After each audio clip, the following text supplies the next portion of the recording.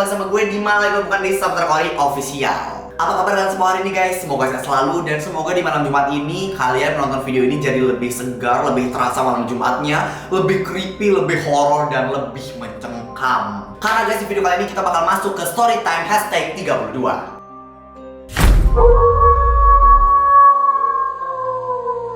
Nah, tapi sebelum masuk ke videonya, di sini gue mau ngingetin dulu buat kalian semua yang mungkin belum pencet tombol subscribe-nya dan juga belum aktifin lonceng notifikasinya, bisa langsung dipencet sekarang juga. Gue bakal kasih waktu kalian 5 detik dari sekarang. Oke guys, thank you banget buat kalian semua yang udah mau pencet tombol subscribe-nya. Dan sekarang tanpa panjang lebar, langsung kita bakal masuk ke cerita yang pertama.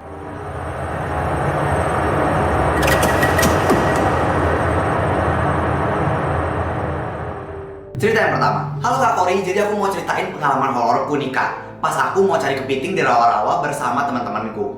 Kami nyarinya malam Kak. Hah? Oh kalau nyari kepiting emang malam-malam ya? Ya udah deh, kurang kerjaan banget nih malam-malam nyari kepiting. Malam-malam tidur. Kita kan bawa senter tuh Kak, pakai penerangan. Lalu pas kita melihat sesuatu seperti kepiting, langsung teman aku nangkep. Tapi ternyata itu adalah sebuah kaki dengan luka bakar. Mind-blowing sekali cerita ini. Aku dan teman-temanku langsung merinding dan perlahan kami naikkan senter kami. Kami melihat ternyata itu adalah seorang bapak-bapak dengan hanya menggunakan kolor. Mukanya hancur, lidahnya keluar, dan telinganya itu nggak ada Kak. Aduh gue ngebayangin lagi. Kami terkejut bukan main dan langsung berlari ke motor kami dan langsung pergi dari rawa-rawa itu. Tidak selesai sampai di sana, kami juga sempat dikejar saat sudah menjauhi tempat itu. Gue ngebayangin kaki yang bekas bakar aja udah kayak Oke, itu dikejar dan ya sekian ceritanya sampai di situ aja. Terima kasih Kak. Aduh, itu ceritanya bentar cuma ini ya, creepy banget ya. Oke, sekarang kita next ke cerita berikutnya.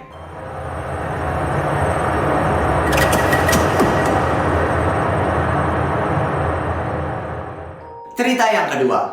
Aku mau curhat, tapi perkenalkan nama aku Atikah. Atikah siapa ya? Atikah Hasiola nih.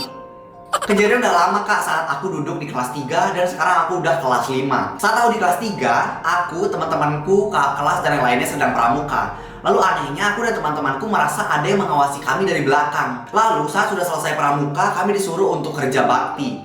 Di saat aku dan kedua sahabatku sedang kerja bakti, kami melihat ada sosok anak kecil yang sedang lewat di depan kelas 2. Tapi kami tidak menghiraukannya. Lalu setelah selang beberapa menit, anak itu melihat dari arah jendela dan sedang tertawa. Padahal semua yang ada di kelas sedang kerja bakti dan saat kami ke dalam kelas, anak itu sudah tidak ada Kak. Udah pasti setan nih.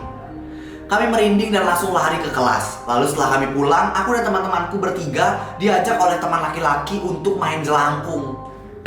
Siapa yang suruh main gelangkung, blow on, udah di sekolah main gelangkung. Ya tapi gue juga dulu gitu sih, di sekolah main Charlie sampai akhirnya datang beneran. Nah, udah nanti aja gue cerita ya.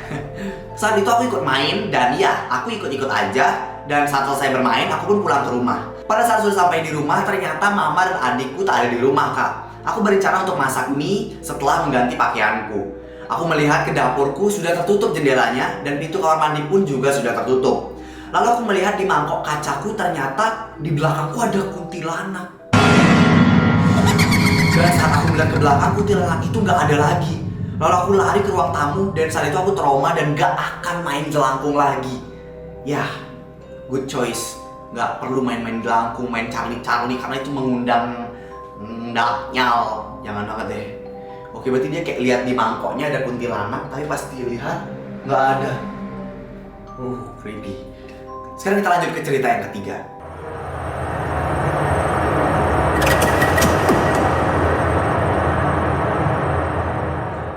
Cerita yang ketiga. Jadi cerita ini tuh baru 2 hari yang lalu. Wow, 2 hari yang lalu semenjak dia ngirim ceritanya ke tim gue ya berarti. Saat lagi main ke rumah teman saya, sebut saja namanya Farah. Saya ke rumahnya itu masih sekitar siang, sekitar jam 1 siang itu. Jadi saat itu kita main di taman belakang. Di sana saya lagi berkaca gitu Kak. Kan kalau kita ngaca pasti di belakang kita juga kelihatan dong. Iya ya, kalau di belakang lo ada orang kelihatan, kalau nggak ada orang ya nggak kelihatan. Di belakang itu kayak pepohonan gitu Kak. Dan di situ saya melihat ada kakek-kakek yang serem banget. Mukanya itu udah hancur, badannya juga udah bungkuk. Saya benar-benar bener-bener kaget banget dong saat lihat itu. Dan saya pun langsung lihat ke belakang. Dan di belakang lagi dan lagi nggak ada siapa-siapa. As always selalu kayak gitu ya. Di kaca kelihatan, belakang nggak ada. Di mangkok kelihatan, belakang nggak ada. Setelah itu saya pun pergi dengan teman saya ke ruang tamu dan menceritakan hal tersebut. Sesampainya kami di sana, kami duduk dan melanjutkan ceritaku. Tidak lama kemudian, kakek-kakek itu muncul lagi dan sedang memperhatikan kami lewat jendela. Matanya melotot, mukanya penuh darah. Kami pun takut dan langsung lari masuk ke kamar. Terima kasih banyak kak, udah membaca cerita aku. Maaf kalau nggak serem dan maaf kalau ada kata-kata yang tidak sopan. Wow, ini serius sekali ya kayak kakek itu. Apakah itu kakek Sugiono atau kakek siapa? Tahu deh gue. Oke, sekarang kita bakal lanjut ke cerita yang keempat.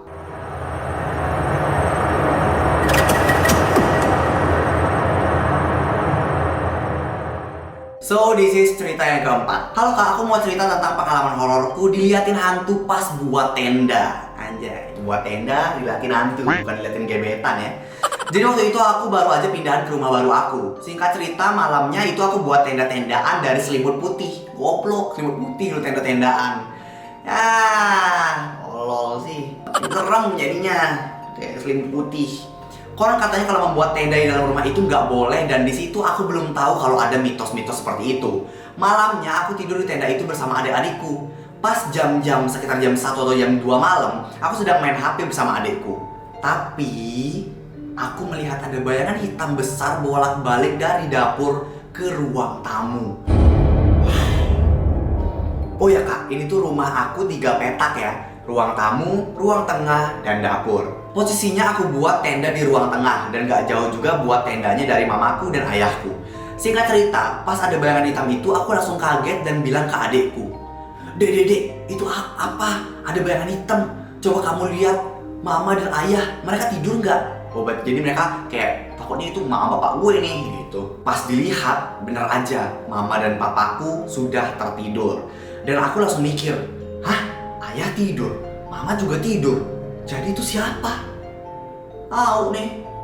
Keesokan harinya aku cerita ke ayah dan mamaku kalau semalam aku melihat hantu pas membuat tenda pakai selimut putih. Lalu ayahku pun berkata, ya elah itu mah ayah kali. Lagian sih kamu pakai buat tenda-tenda segala. Kan ada tuh mitosnya kalau buat tenda di dalam ruangan tuh nggak boleh, bakal ditemenin hantu.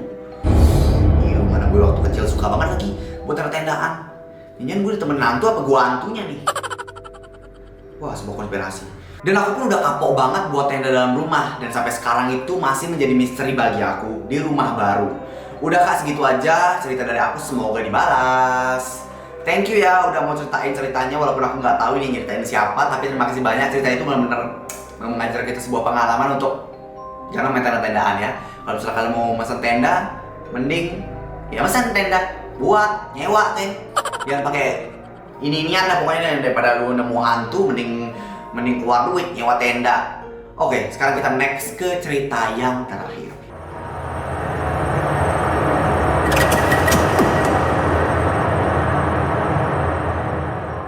Cerita yang terakhir ini berasal dari salah satu followers aku juga, namanya itu Dodi.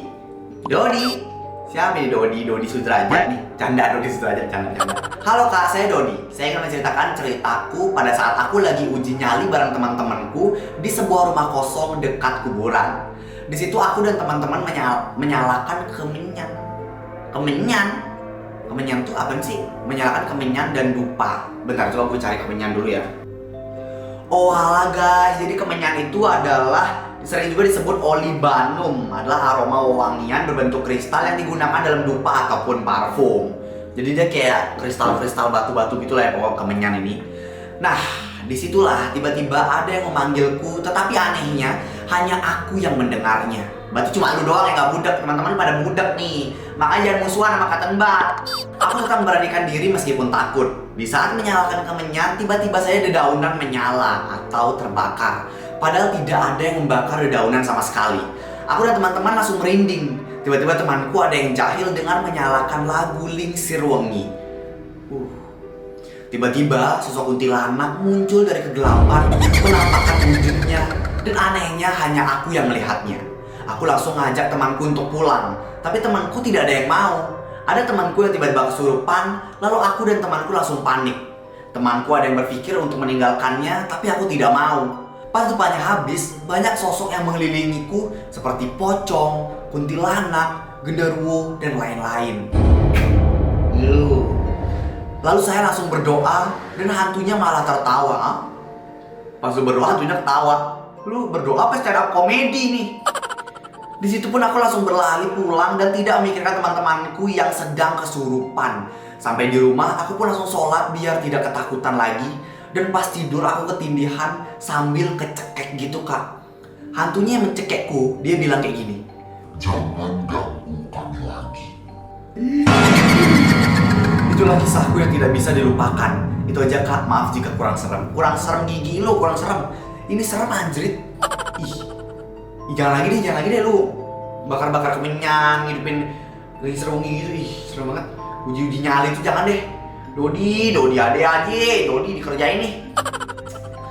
Oke guys, jadi itu ya cerita buat storytime hashtag 32 kali ini. Dari kelima cerita itu kalian bisa langsung komen di kolom komentar di bawah. Kira-kira cerita mana yang paling serem menurut kalian?